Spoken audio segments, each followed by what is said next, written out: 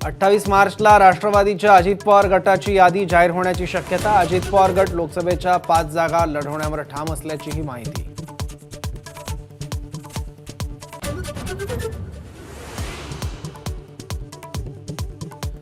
ठाकरे गटाची पहिली यादी उद्या जाहीर होणार। पहिल्या यादीत 15 ते 16 जणांचा समावेश। संजय राऊतांची माहिती।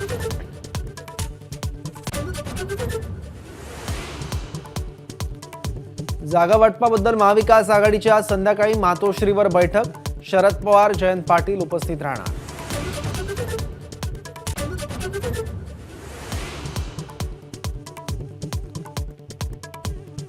उमेदवारी मिळाल्यानंतर प्रतिभा धानोरकरांनी मानले पक्षश्रेष्ठींचे आभार। मात्र वडेट्टीवारांचा उल्लेख टाळला। गडबडीत नाव घ्यायला विसरल्या असाव्यात, वडेट्टीवारांची प्रतिक्रिया।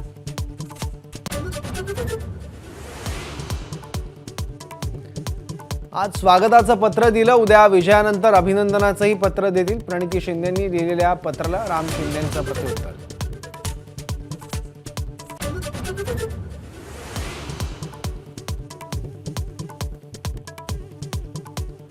अंतर्गत मतभेद बाजूला ठेवून महायुतीच्या उमेदवाराच्या विजयासाठी काम करा। बारामती आणि नगर दक्षिण संदर्भातील बैठकीत देवेंद्र फडणवीसांचे आदेश।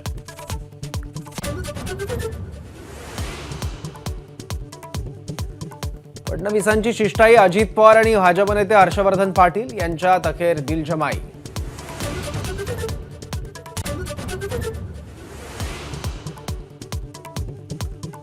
सोलापूर मध्य विधानसभा आम्हाला सोडा, आम्ही काँग्रेसचा प्रचार करून।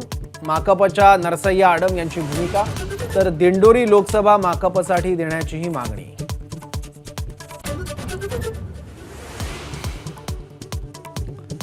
सांगलीत पुन्हा एमडी ड्रग्जचं कनेक्शन समोर। ड्रग्ज बनवलं जात असल्याच्या संशयावरून कवठे महांकाळमधील इरळी गावात मुंबई गुन्हे शाखेचा छापा।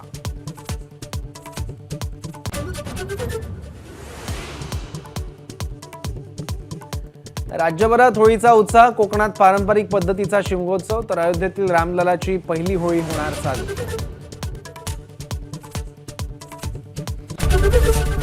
एबीपी माझा, उघडा डोळे बघा नीट।